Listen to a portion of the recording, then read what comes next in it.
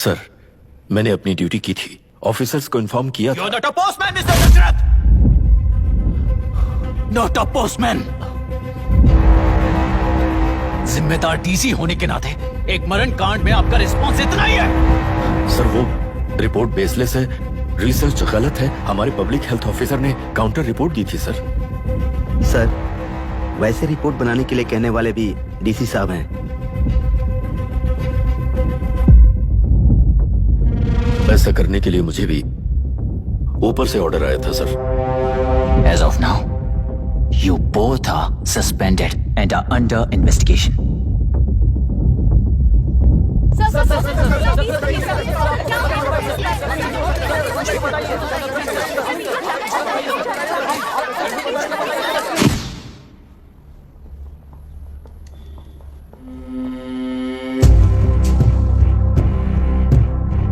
इस तरफ से जाइए सर।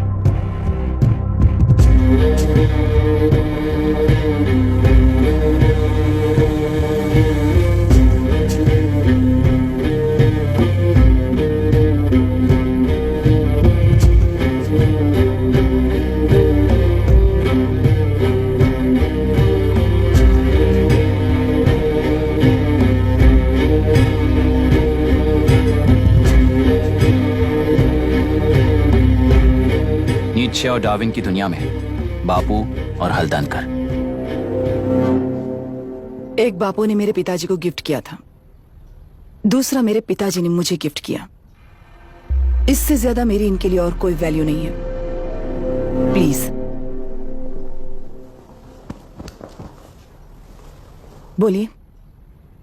जन्म देने वाली मां की तरह होकर आप किसी की जान कैसे ले सकती हैं? फिलोसॉफी के बारे में बात करने आए हो या अपनी प्रॉब्लम के बारे में बात करने आए हो?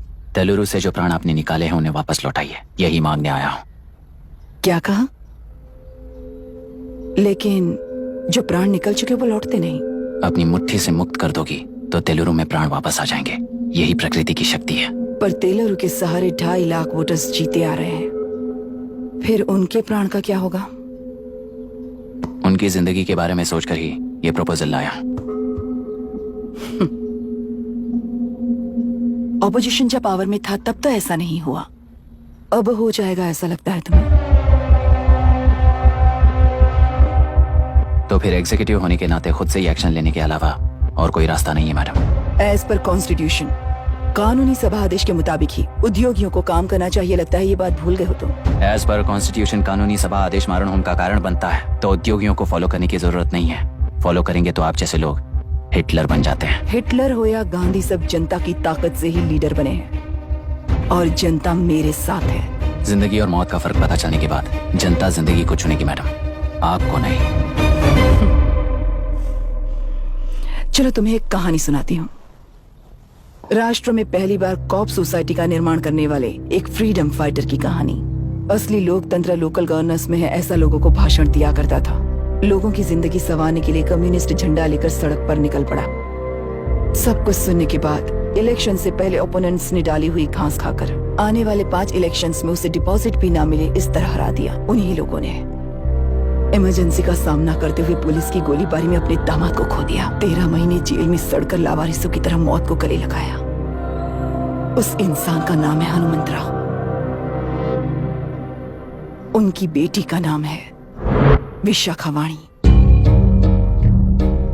पिता की लाश को चिता देते वक्त गर्भिणी थी। उस दिन उसने चिता को आग लगाई, अपने पिता की लाश को नहीं बल्कि पिता के अंदर समाई सच्चाई को आग लगाई और उनकी लाचारी को। उस आग को अपने सीने में रखकर अपने पिता को हराने वाले तंत्र को अपनी मुट्ठी में रखकर जीतते हुए जी रही हूँ आज। मतलब जनता को उल्लू बनाकर जीना ही आपका तंत्र है?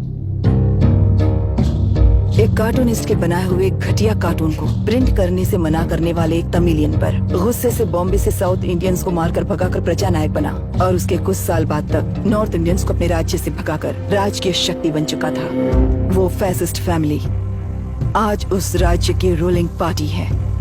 जाति के नाम पर हमारे देश को अलग अलग करने वाला हर एक गधा एक नायक है। सब्सिडी के जरिए सबको आलसी बनाने वाली हर पार्टी एक रूलिंग पार्टी है। जहां अज्ञान इकट्ठा होता है वहीं धोखा पैदा होता है कलेक्टर। मौत क्या है और जिंदगी क्या है तुम समझाओगे तब भी वो नहीं समझेंगे।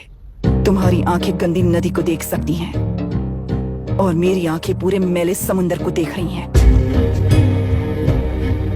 डार्विन के कहने के मुताबिक बंदर ही आगे चलकर इंसान बना है। किसी भी लोकतंत्र में at any given point of time 80% voter अभी भी बंदर हैं। इस होशियार माइनॉरिटी के पास, उस बेवकूफ बंदर के पास एक ही पावर है, वोट। और ऐसी व्यवस्था से क्या मिलेगा अराजकता के अलावा? उनमें से जो भी उस बंदर को चालाकी से सिखाएगा वही उस पिरामिड पर होगा। और इसीलिए चाहे कोई भी डेमोक्रेसी फंक्शन हो, तुम्हारा जो इशू है उस पर मेरा इक्वेशन सिंपल है। नदी के कारण बाधित हुए लोग केवल 1 लाख हैं और लाभ पाने वाले वोटर्स की संख्या 2.5 लाख है।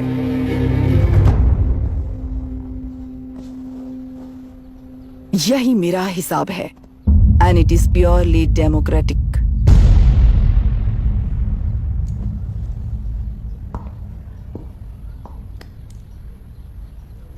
इस होल थियरी में आप एक छोटा सा लॉजिक मिस कर गई मैडम। इंसान यहां से यहां तक चेंज तो हुआ है, करेक्ट है, पर इस चेंज को चलाने वाली एक शक्ति है कॉन्शियंस, मनस्साक्षी। आज आपके सामने खड़े होकर सवाल पूछने वाला मनस्साक्षी।